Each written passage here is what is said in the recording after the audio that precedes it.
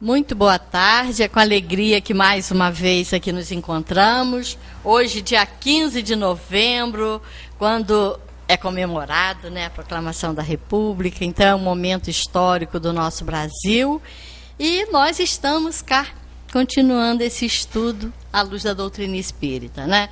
Então vamos ao nosso momento de interiorização para passarmos para a nossa irmã Terezinha.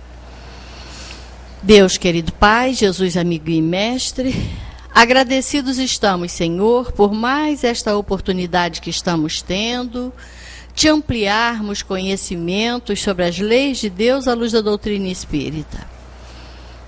Que esse encontro possa nos trazer benefícios para que possamos vivenciá-los no nosso dia a dia. Obrigada, Senhor. Graças a Deus e que assim seja.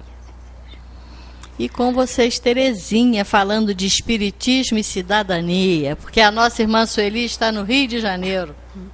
Hoje ela não está aqui. Boa tarde a todos, né? Hoje eu não errei não, porque normalmente eu dou boa noite. Boa noite. Boa tarde. Força do ar. Acho que veio bem a calhar, né? 15 de novembro, proclamação da República, né? Então, acho que tem a ver. Eu fiquei entre um e outro. Eu vou falar sobre espiritismo e cidadania. Essa doutrina, cada vez mais a gente chega à conclusão de quanto ela é importante na nossa vida, né? O quanto ela já antecipava uma porção de coisas que a gente tem hoje como objeto de nossas maiores preocupações, né? E ela lá, há mais de 150 anos, já nos apresentava as soluções para esses problemas que enfrentaríamos, né? O que às vezes não resolveu é porque por culpa nossa, né? Pela nossa dificuldade ainda de fazer a coisa certa. Mas estamos a caminho, né? Isso é muito importante. É importante saber que a gente tem algo que nos ampara, que nos orienta, né? Um guia que pode nos fazer viver melhor nesse planeta, aproveitar da melhor maneira possível essa passagem nossa pelo planeta, né? E contribuir da melhor forma possível para o crescimento do planeta.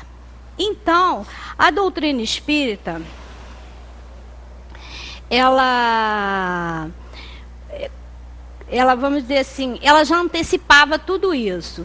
E aí, a gente sabe que ela surgiu num momento muito complexo, né? Em que o mundo estava em ebulição. A Revolução Francesa, né? Então, existia, naquela época em que a doutrina foi codificada por Allan Kardec, um fervilhar de ideias, né? Era o iluminismo, era o homem, né? Tentando se desvencilhar das ideias medievais em que a fé, como é que fala? Era o Deus o centro do universo e tudo girava em torno dali como se o homem não tivesse interferência, né? E com o iluminismo, que são as ideias novas que surgiram na França, veio a questão da razão. Foi colocada a questão do racionalismo, né? Do homem pensar e atuar. O homem aí já passa a ser o centro do universo nessa versão, né, do iluminismo. E o que ocorre? Aí nada mais justo, né, de que fé raciocinada. Nem tanto ao mar, nem tanto à terra. Não só a fé e não somente a razão. O Espiritismo veio, né, abraçar essas duas ideias de uma forma harmônica para que o homem pudesse compreender, atuar o mundo a partir de uma fé raciocinada, né? E em relação a essa cidadania, a cidadania inclui direitos e deveres, né? Porque a gente, em geral, fala assim, porque tem que buscar a cidadania, tem que procurar a cidadania, o homem está construindo a sua cidadania, mas, em geral, as pessoas pensam no termo cidadania apenas como direitos. A conquista da cidadania significa conquistar direitos. mas ela inclui também deveres, né? E nós, enquanto espíritas, temos mais consciência ainda devemos ter dessa responsabilidade de cumprir para com os deveres, como cidadão no mundo e como cidadão cristão, né? Ou seja, a cidadania cristã. E aí, o que ocorre? Esses direitos que a gente vê expresso, né, nas leis que foram instituídas, né, por tamanha atrocidades que foram ocorrendo ao longo da história mundial, ele veio, né, aos poucos sendo questionado, né, essas atrocidades, e necessitou-se de criar as leis civis para tal. E uma dessas leis que governam o mundo inteiro, né, que tem como parâmetro de direitos e deveres e de respeito ao outro e a si mesmo, ela está relacionada aos direitos humanos, tá? Essa questão da cidadania. E nós temos essa obrigação de exercermos uma cidadania cristã, uma cidadania solidária, uma cidadania consciente dos deveres civis, né, que temos no local onde estamos e no planeta em que estamos habitando, e também os nossos deveres cristãos enquanto espírita, né? Porque se o outro não está bem, impossível que nós estejamos, né? Então, essa cidadania cristã que se fala é a cidadania em que você está junto ao outro, está, né, lutando não só por si mesmo, mas também pelo outro. E aí eu coloquei o Espiritismo, que é o nosso guia maior em termos ao Livro dos Espíritas, né? A doutrina é a nossa obra máxima, que contém todas as outras, que é um guia orientador para a nossa atuação no mundo. E, enquanto lei civil, a maior do país, a Constituição de 1988, que já sofreu várias alterações em decorrência das necessidades, né, dos problemas que vão surgindo conforme o homem vai progredindo. Não quer dizer que seja espiritualmente, mas que seja intelectualmente, as leis vão sendo alteradas. E aí, eu já falei e volto a repetir que essa doutrina, ela já nos antecipava soluções para muitos problemas que já existiam e outros que passaram a existir com o progresso, né? E aí a gente vai observar que ela já nos antecipa soluções para problemas antigos e problemas mais atuais. O Livro dos Espíritos, publicado em 18 de abril de 1857, contém toda a doutrina espírita. Apesar do tempo, nada do que nele contém foi contestado. Permanece atual e respondendo a muitas questões humanas. Então, não é porque ele foi escrito naquela época que ele já está desatualizado. Muito pelo contrário, né? Questões que na época nem eram pensadas, hoje já encontramos ali respostas, né? Porque os espíritos já anteviam os problemas que aconteceriam. Os princípios contidos em O Livro dos Espíritos nunca foram desmentidos. Até o momento, né? Pode ser que daqui para frente haja alguma alteração. Nele encontramos os princípios filosóficos, base científica e as consequências morais. Elaborado em forma de perguntas e respostas, todas numeradas, representam um verdadeiro código, uma orientação para viver e viver bem, né? Então, aqui os princípios filosóficos seria a filosofia, né? A base científica é o apoio da ciência e as consequências morais seria a parte religiosa, né? Por que filosófica? Porque nos faz pensar, não agir e nem seguir só porque alguém falou. A filosofia nos leva a pensar, a refletir sobre aquilo que pensamos para poder agirmos de uma forma mais correta, né? Então, essa é a função da filosofia, fazer pensar. E aí aqui tem um quadro do Livro dos Espíritos, como ele é dividido, né? 1857, que foi lançado, é o principal livro da doutrina espírita. É a espinha dorsal, quer dizer, é da partir dali que surgem as outras obras básicas, pois sustenta todas as outras obras doutrinárias. A segunda edição, lançada em 16 de março de 1860, está dividida em 4 partes. Das causas primeiras, que vai da pergunta 1 a 75, formamos a Gênese, né? Que foi lançada em 1868. Do mundo espírita, ou mundo dos espíritos, da pergunta 76 a 613, derivou-se o Livro dos Médiuns, que foi lançado em 1861. Das leis morais, vai da pergunta 614 a 919. E trata do Evangelho segundo o Espiritismo. Né? Esse trecho deu origem ao Evangelho segundo o Espiritismo, que foi lançado em 1864.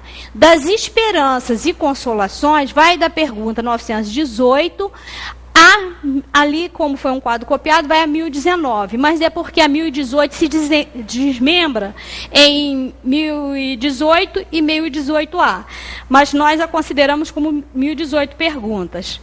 Mas não importa, se é 19 ou 18A, não interessa. O importante é que esse conjunto forma o céu e o inferno, e foi lançado em 1865.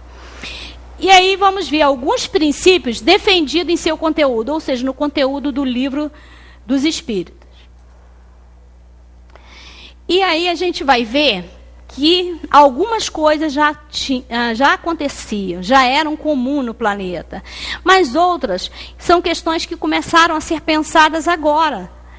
E o Livro dos Espíritos já nos apresentava essas questões, essas respostas. Aí temos aí. Quando foi lançado, existia a escravidão no Brasil, a escravidão, né, o tráfico de negros trazido dos países africanos, mas suas páginas, ou seja, as páginas do Livro dos Espíritos, já registrava a condenação a tal prática por constituir um abuso. Naquela época, era comum. Nem tão condenável, mas o livro, né, com o tempo, ao longo do tempo, é que as pessoas foram tomando consciência de que era um erro, e aí sim houve a libertação. Mas quando isso aqui aconteceu, ainda não se tinha nem muita noção. Considerava-se a raça negra como uma raça de inferior, não tinha essa consciência que nós temos hoje, e nem quando já aconteceu, né, no período em que aconteceu essa libertação. Mas o Livro dos Espíritos, já apresentava soluções. E aí eu tenho um grande trecho sobre essa questão, que eu até falei no domingo, sobre a questão relacionada à lei de liberdade, mas aqui destaquei a questão 829, que diz o seguinte... que 829, que fala sobre essa questão da liberdade. Existe todo um item que fala sobre a questão da escravidão, mas eu peguei uma específica que fala exatamente dessa condenação que a doutrina faz do homem considerar o outro como propriedade sua. Então, quem for, né, tiver a curiosidade, e deve pensar em buscar em a lei de liberdade, né? Que vocês vão lá encontrar essas questões relacionadas à escravidão, sobre a questão do homem, né, querer apropriar-se de outro homem e ter como propriedade, né, utilizá-lo como mercadoria. Depois, a liberdade de pensar e a liberdade de consciência. Hoje a gente, né, já viu ali, por isso aquela questão que foi colocada ali da ditadura, eu fiz questão de colocar esse vídeo exatamente por isso. A ditadura, né, foi um processo longo no país, em países da América do Sul e em outros também, mas fatos mais atuais, que do século passado agora, a ditadura militar, mas ali já acontecia, né? O quê? Uma fala sobre essa questão, uma fala condenativa quanto à falta da liberdade de pensar, quanto à falta da liberdade de consciência, que o homem deve ter, né? A liberdade de pensar para poder agir, porque aquele que não tem a liberdade de pensar, ele age segundo as orientações do outro. Se ele não tem liberdade para a escolha, se ele é movido, né, pela ação, simplesmente pela ação do outro, pelo querer do outro, esse homem está limitado de fazer escolhas. E aí, sobre a liberdade de pensar e a liberdade de consciência, eram e ainda são reprimidas, mas já estavam previstas na Lei de Liberdade, questão 825, né? Então a gente vai ver que todos os problemas, todos os conflitos que a gente tem hoje e que teve no passado, já acontecia aqui as orientações para a gente ter uma conduta melhor, para a gente resolver as nossas questões de uma melhor maneira possível. A gente está indo em período de recuperação, né? A gente começou, matriculou na escola, né? Que é a escola do planeta, mas a gente está mais, quer dizer, faz uma atividade e entra em recuperação, faz e entra em recuperação. Pouco consegue progredir. Mas a gente chega lá, não tem problema. Sobre a necessidade de emprego para todos, limite do trabalho, repouso justo e amparo à velhice, estes temas também foram antecipados na Lei do Trabalho. Hoje a gente está vivendo esse conflito aí na flor da pele, né? Grande número de desemprego, né? Questão relacionada aí ao amparo à velhice no sentido da aposentadoria, quantos aposentados estão sofrendo na carne, né? Sobre a questão relacionada à previdência, dos descontos, enfim, toda essa questão que hoje nos nos incomoda, já tinha tudo isso ali, né? Já era previsto, olha. Então, basta buscarmos a resposta na Lei do Trabalho. Uma dessas questões é a 674, mas dali para frente vai desenvolvendo, vai esmiuçando mais nossas questões, essas questões relacionadas ao trabalho, aos direitos e também aos cumprimentos dos deveres, né? Os obstáculos à reprodução foram previstos na questão 693 e a prática do aborto foi marcada como um crime, questão 358. Nós estamos aí vivendo esses grandes problemas em relação à Zika, né, querendo legalização em vários países, alguns defensores da prática, né, da legalização da prática do aborto. Isso já era previsto, né? Nas questões 693, sobre os obstáculos da reprodução. E sobre a prática do aborto, na questão 358. São problemas atuais que estão nos afligindo, muita gente contrária, e é para ser contrário mesmo, né, porque a vida acima de tudo, a defesa da vida sempre, né, seja desde o momento que houve a concepção, já existe uma vida, já existe ali um espírito destinado a atuar naquele corpo. Somente a única possibilidade que a doutrina coloca como aceita é quando se coloca em risco a vida da mulher. Aí sim é preferível manter a vida daquela que aqui já está em detrimento da outra, né? Mas fora isso, toda a prática do aborto é condenável pela doutrina espírita. O divórcio não existia em nosso país como forma legalizada, tá, gente? Ele existia. A separação, ele existia. Isso sempre existiu. Mas, legalmente falando, em termos legais, de leis, né, ele não existia. Mas foi objeto de análise e recomendações para ser utilizado, sim, em casos necessários, estritamente necessários. Quando o convívio fosse insuportavelmente insuportável. Vamos dizer assim, vou enfatizar, quando realmente não há nenhuma possibilidade. Porque atrito nós vamos ter sempre, não precisa ser nem no casamento.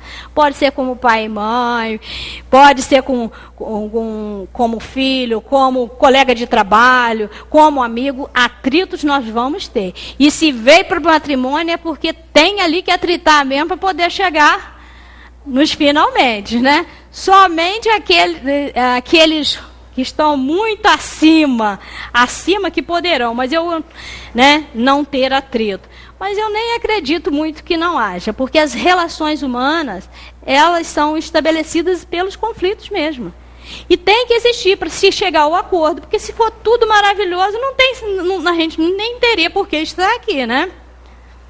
Então, elas já estão, né, ali defendidas nas questões 697 e 940. Hoje condena-se a pena de morte, né? Porque foi por muito tempo utilizada, né, a pena de morte e inclusive legalizada, né? Mas em O Livro dos Espíritos já falava da condenação à execução de ato tão bárbaro, questão 760. Essa semana foi acho que um japonês, um oriental, acho que é japonês, foi levado, né, à pena de morte aí por causa de problemas lá no país. A gente viu, ano passado, tivemos aqueles brasileiros, né, que foram penalizados com a pena de morte na Indonésia, o Brasil inteiro se comoveu, aquela coisa toda, e realmente temos que ser contrários, né? Porque a vida sempre, enquanto a vida, há a possibilidade da recuperação. Claro que ele vai ter outra chance, mas a gente não deve interromper esse processo evolutivo, né? Não há a menor chance de pensar que interromper uma vida que vai cessar o problema. Às vezes se agrava, né?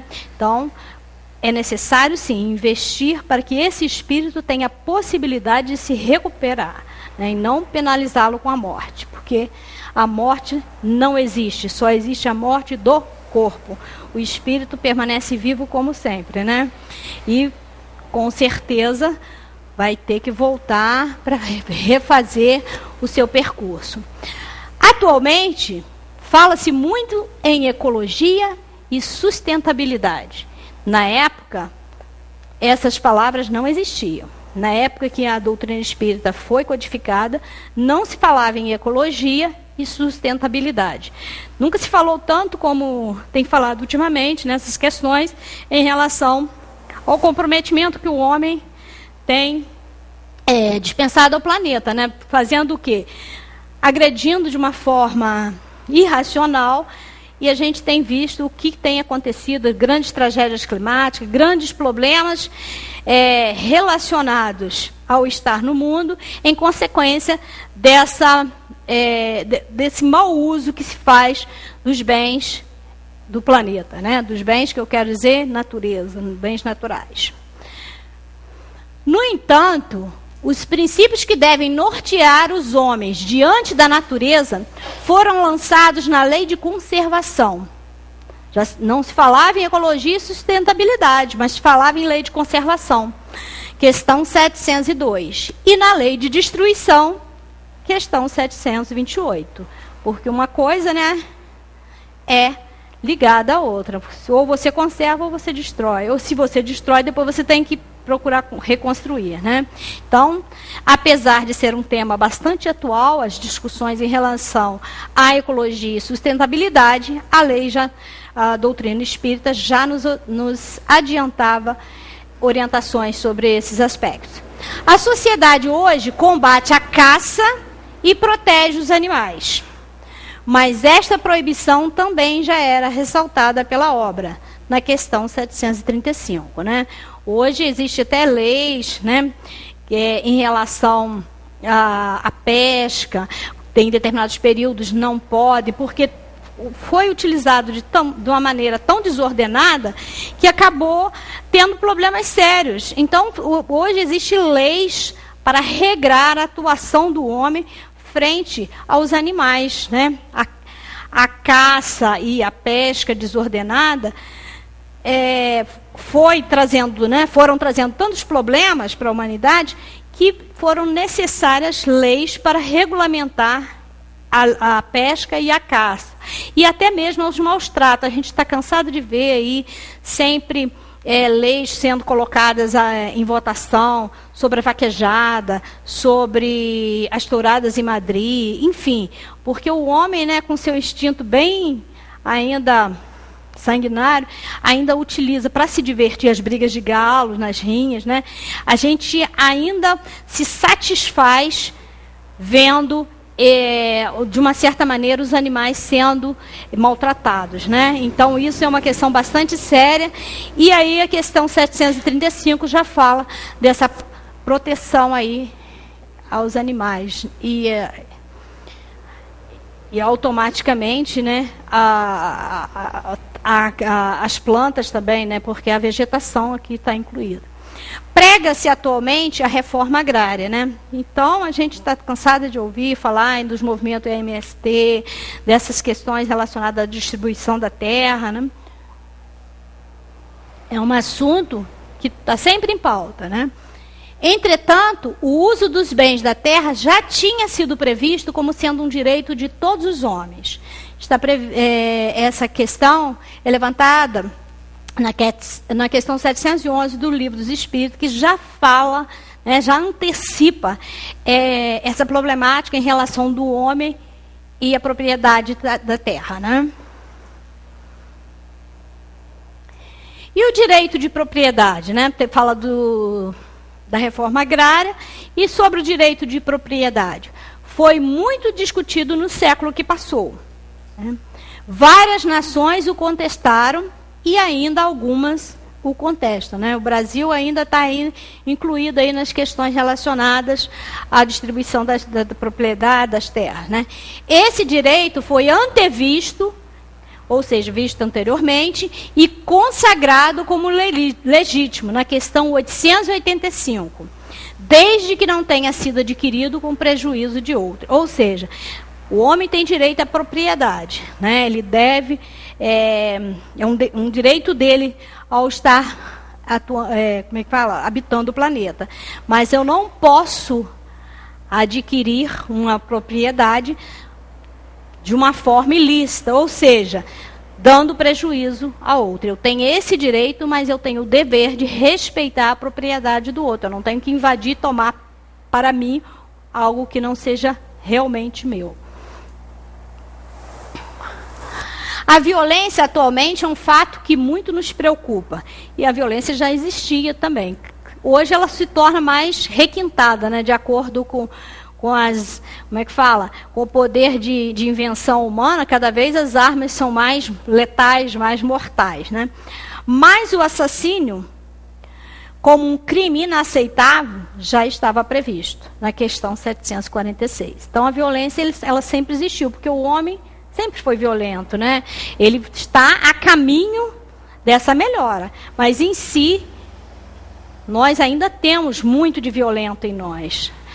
Uns mais, outros menos. A gente está se trabalhando, melhorando aos poucos, e com certeza vamos cada vez mais nos melhorar, principalmente quando temos conhecimento de que toda ação requer uma reação, tem causa, tem consequência. Tudo aquilo que nós fizermos, nós seremos responsáveis e, portanto, pagaremos pelas nossas más atitudes. Nós temos que refazer esse percurso.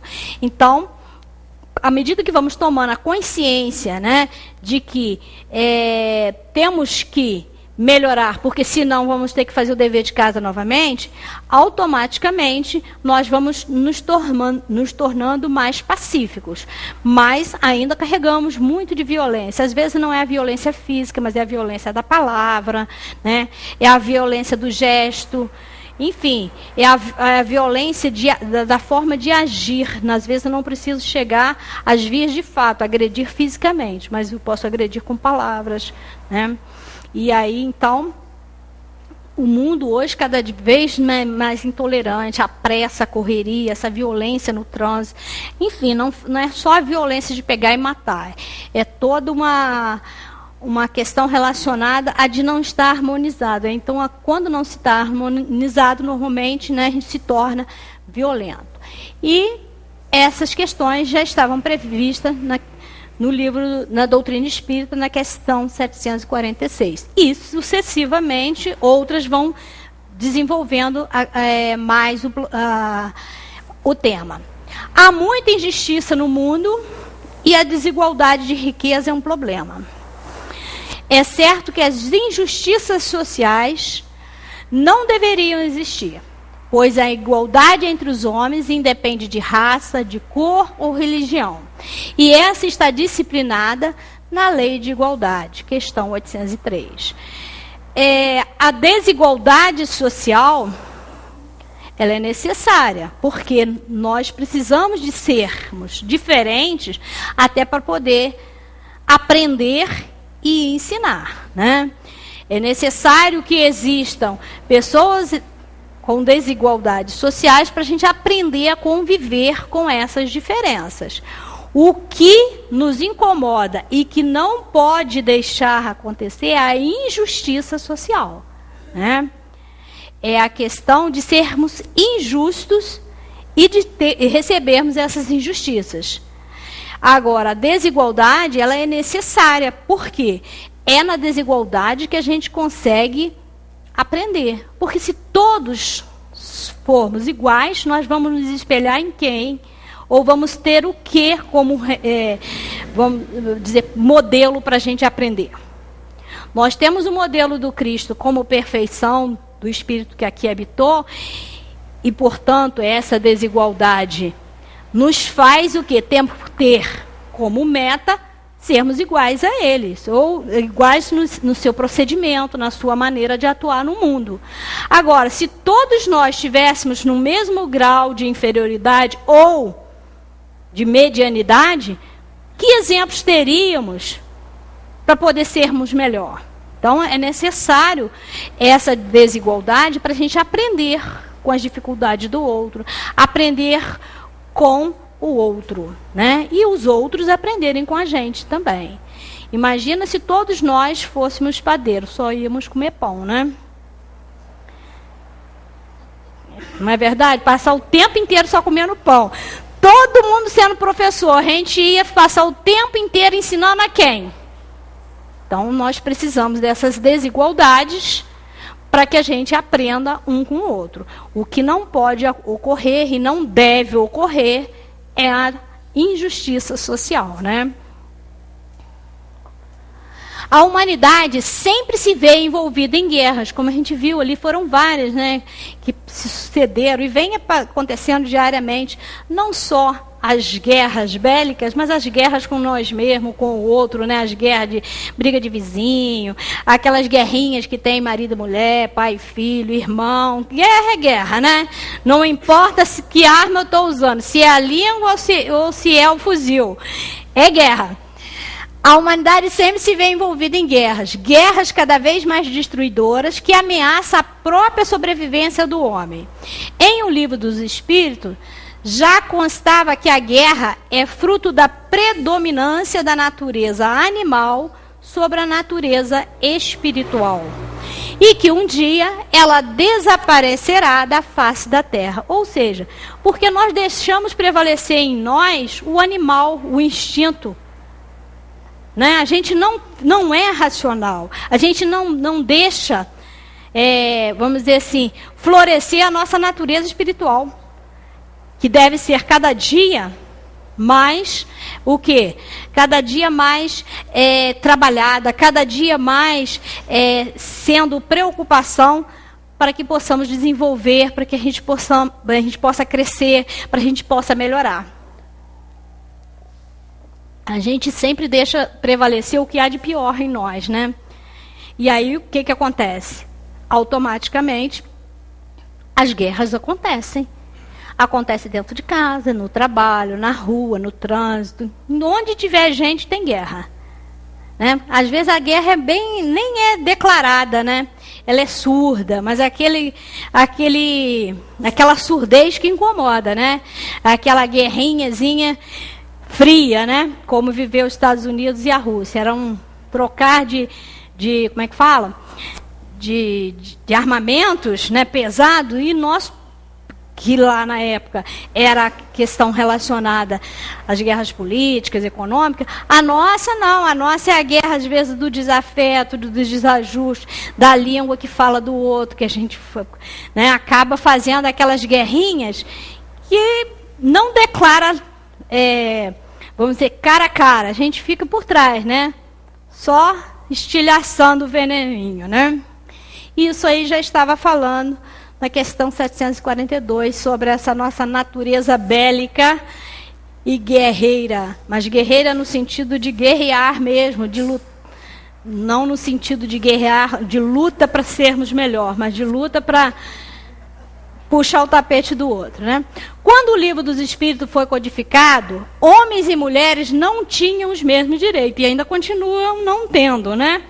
Mas, o quê? Aliás, continuam a não ter em muitos países.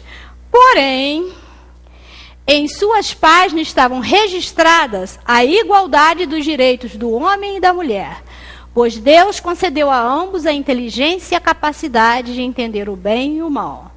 A gente vê que a gente hoje ainda tem necessidade de Lei Maria da Penha, né? Por quê? Nós não aprendemos, nós já falava lá atrás da lei dos direitos, né, de igualdade, a igualdade de direito entre homens e mulheres. Mas nós não compreendemos ainda que somos espíritos e que espírito não tem sexo. A grande maioria se vale da força masculina para oprimir a fragilidade feminina, né? Então, o que ocorre? Mas também existe o contrário, tá? Existem mulheres fortes que estão oprimindo aí também os homens. Ou seja, porque não fizemos essa compreensão ainda, de que não temos sexo. Ora, a gente vem num corpo masculino, ora no feminino. Porque precisamos dessas diferenças para poder fazer a aprendizagem. Se a gente sempre tiver no mesmo gênero, o que vai acontecer? A gente não vai entender a dor do outro, a gente não vai aprender a dor do outro, a gente não vai conseguir entender as carências, as dificuldades do outro. Então é necessário que a gente passe pelos dois, né? Hoje já existe até umas pluralidades aí, né? Mas, legalmente falando, o gênero masculino e o feminino, né? Por quê? Nós precisamos passar pelas experiências em corpos diferentes. O espírito não tem sexo, mas precisamos dessa experiência por corpos diferentes para poder entendermos, amar, respeitar o outro. Aí está a importância da desigualdade. E não a injustiça, né? Como falei. A importância da família foi enfatizada, ressaltando-se a responsabilidade dos pais para com os filhos e deste para com aqueles, né? A gente vê hoje de abandono, tanto da parte dos filhos em relação aos pais que não cuidam na velhice, como a gente vê na doença e na velhice, como a gente vê também o abandono dos pais para com os filhos, né?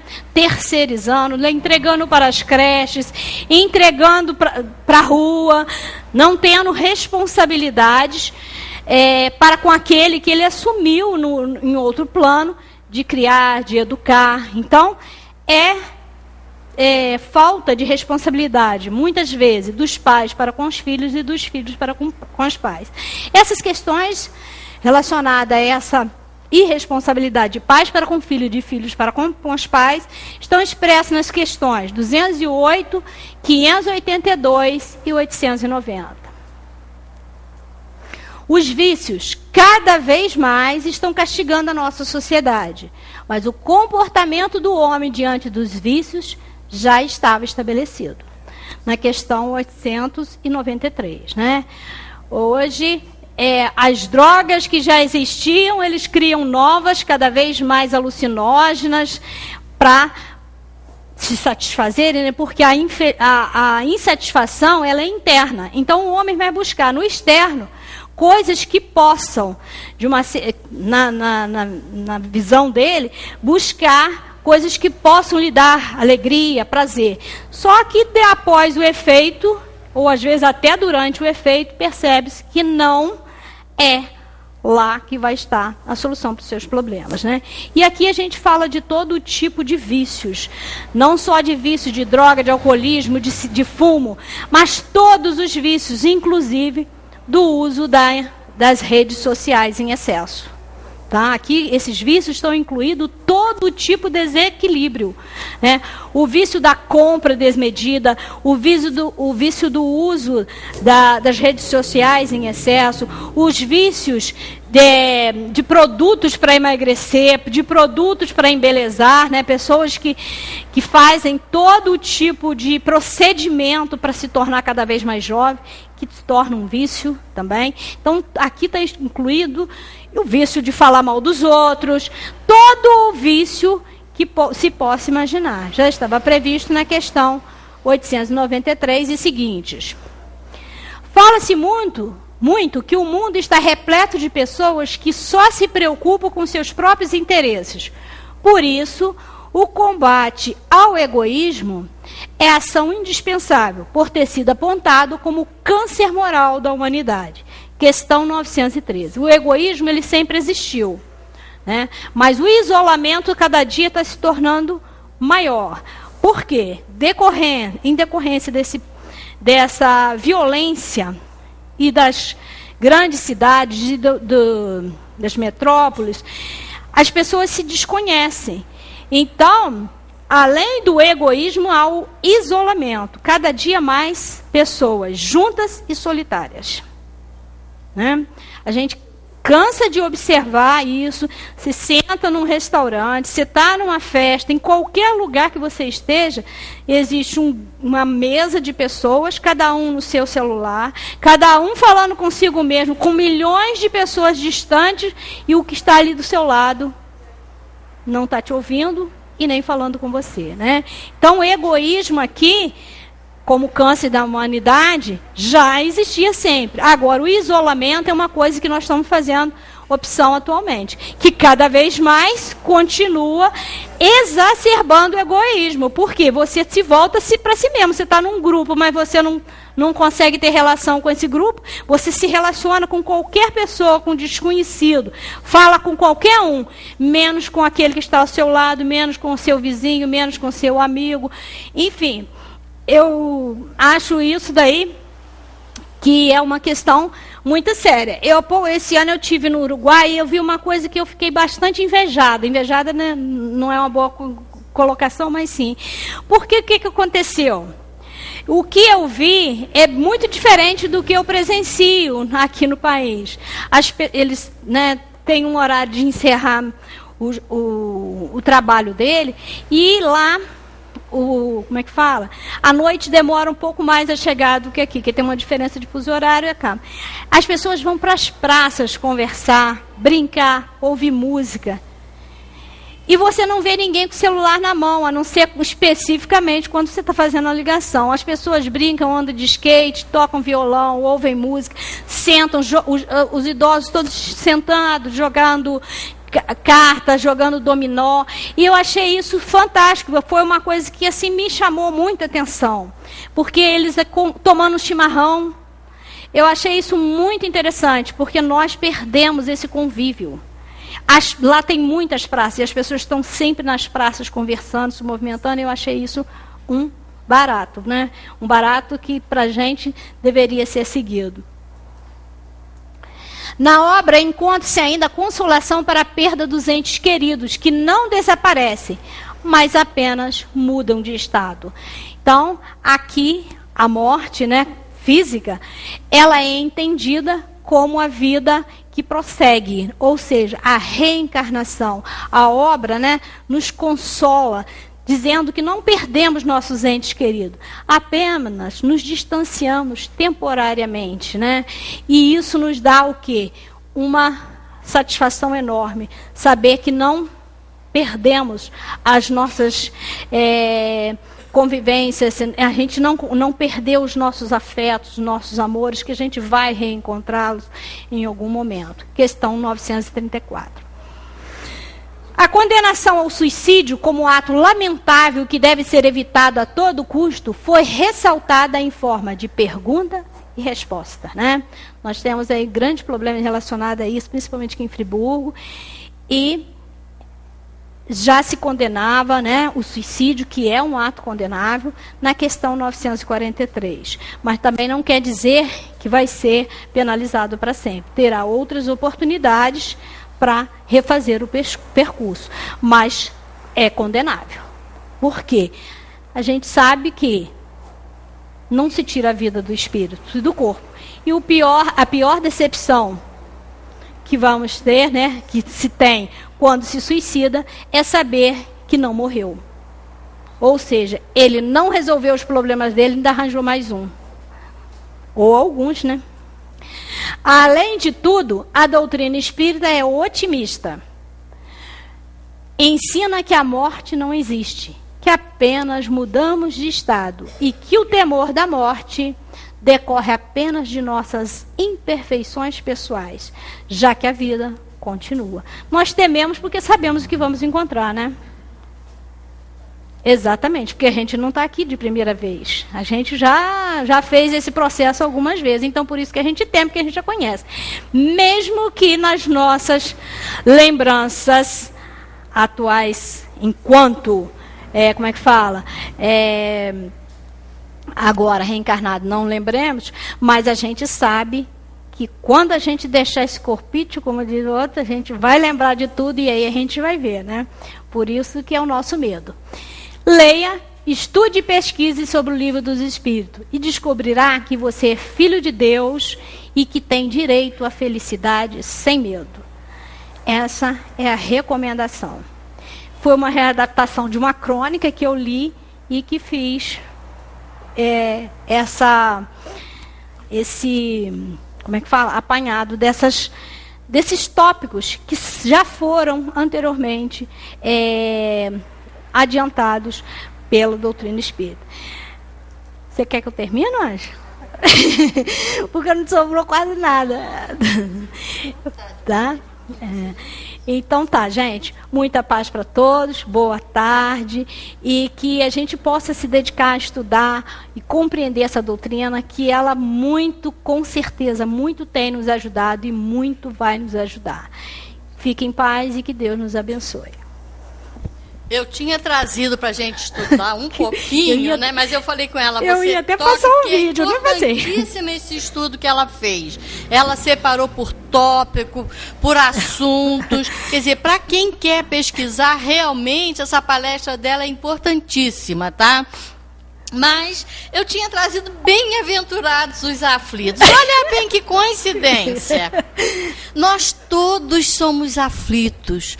Todos nós vivemos dificuldades, porque nós somos espíritos reencarnados na Terra, mas ainda muito errados, muito atrasados. Então, com isso, nós somos os aflitos da agora, né? Nós estamos realmente. Mas eu vou contar um caos para vocês. Deixar né? aqui, que porque olha só, a gente pode achar, né, que a felicidade está na riqueza, está no poder, está na juventude, coisa boa ser jovem, né? E nós achamos que isso aí são as condições essenciais para sermos felizes na Terra. Ser rico, ter poder e ser jovem. Mas existia um rapaz que vivia lá no interior. Ele tinha tudo que ele queria, mas ele ambicionava um bichinho para ele criar. Ele queria ter uma avezinha, alguma coisa que dependesse dele. E ele saiu para procurar esse bichinho, né, para ele cuidar. Porque a felicidade dele não estava completa. Ele tinha tudo, mas ele queria esse bichinho, ele almejava esse bichinho.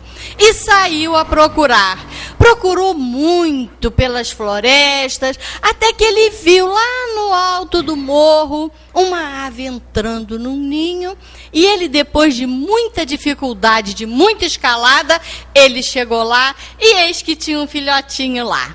Ele traz aquele filhotinho como uma preciosidade. Leva para casa, cuida, dá alimento, dá milho, dá água, e aquele bichinho foi crescendo. Foi crescendo e ele feliz, porque afinal de contas, ele tinha tudo e agora ele tinha o seu bichinho de estimação. Até que chegou um sábio lá na propriedade dele. Olhou aquele bichinho lá no quintal, lá no cercado, e olhou e falou assim: meu filho, você sabe que ave é essa? Ah, é meu bichinho de estimação. Eu cuido dele desde que ainda estava sem penas. E eu estou tratando dele com muito cuidado. Mas, meu filho, isso aí não é galinha, não. Não adianta você dar água e milho, porque isso não é galinha. Ah, meu senhor, é galinha sim. Eu cuido dele como galinha e ele vai ser galinha. É o meu bicho de estimação, ele vai ser o que eu quiser. Você quer que eu te prove que ele não é galinha? Se o senhor conseguir. Aí jogou milho, o bichinho foi lá, comeu milho, botou água, o bichinho... Eu não estou falando com o senhor que ele é galinha, ele come milho e bebe água todas as vezes que eu chego perto dele. Mas eu vou te provar que ele não é galinha. E passou uma semana, aquele sábio retornou àquela casa. Retornou àquela casa e falou assim: amanhã, antes do raiar do sol, nós vamos sair com o seu bichinho, com a sua galinha. E nós vamos lá no alto do morro. E fizeram isso. Antes do sol nascer, ele pegou a avezinha dele, que para ele era uma galinha, e saiu. Ele e o sábio, em busca do tal lugar que o sábio mostrou. E lá andou, subiu, e lá no alto, quando o sol já despontava, ele vira para o rapaz e fala assim: vamos ver se ele é galinha? Você tem nas suas mãos uma águia. E uma águia não foi criada para viver num galinheiro. A ave é para voar, voos altaneiros. E você não pode manter esse animal preso num galinheiro, porque não é justo. E pegou, botou no braço aquela ave, aquela galinha, e olhou para o rapaz e falou assim: agora diga para ela, voe águia, voe águia. E a águia saiu do braço do jovem e buscou o seu voo altaneiro. E nós vimos nessa história que nós também fomos criados simples e ignorantes. Fomos criados sem conhecimentos, mas perfectíveis. Nós temos potencial de termos esse nosso voo também. Mas esse voo vai depender de nós. Nós só vamos conseguir ter esse nosso voo altaneiro nos esforçando, nos aprimorando, nos educando, vivendo no mundo sem ser do mundo. Aí sim, porque o que Deus quer para nós não é que sejamos aflitos, não. Ele quer que sejamos espíritos iluminados, que nós tenhamos condições de termos voos maravilhosos por esse universo infinito. Então, todos nós temos que fazer a nossa parte. Temos essa ajuda magnífica que é a doutrina espírita. Ela está no planeta desde 1857, nos alertando para que nós deixemos o homem velho que habita em nós de reencarnações e reencarnações e deixarmos ressurgir esse homem novo, esse homem racional, esse homem sentimentos. Nós estamos, quando a Terezinha abriu ali a palestra dela mostrando aqueles filmes, nós já estivemos bem piores. Mas hoje já estamos melhores. O progresso é constante. Não vamos nos fixar no negativo. Nós temos que pensar positivo. Isso tudo vai passar. Problemas todos nós temos que enfrentar, olhando para frente e para o alto. Aí sim, nós vamos sair sempre vitoriosos da nossa estadia aqui na Terra, né? Então, vamos aqui dar sequência, né? Essa daqui vai ficar para a próxima, porque nós já fomos alcançados pela hora, né? Mas agradecendo, né, a presença de todos, que a gente continue com essa vontade de crescer espiritualmente. Isso é muito importante, a gente querer. O querer é poder. Então, todos nós queremos. Por isso que hoje nós deixamos o conforto dos nossos lares. Podia estar chovendo. O sol brilhou. O sol estava lindo por cima das nuvens. Às vezes a gente olha para o céu e hoje o céu está tão nublado. Mas não vamos esquecer, né, Magui? Que por cima das nuvens nós temos um sol maravilhoso a brilhar.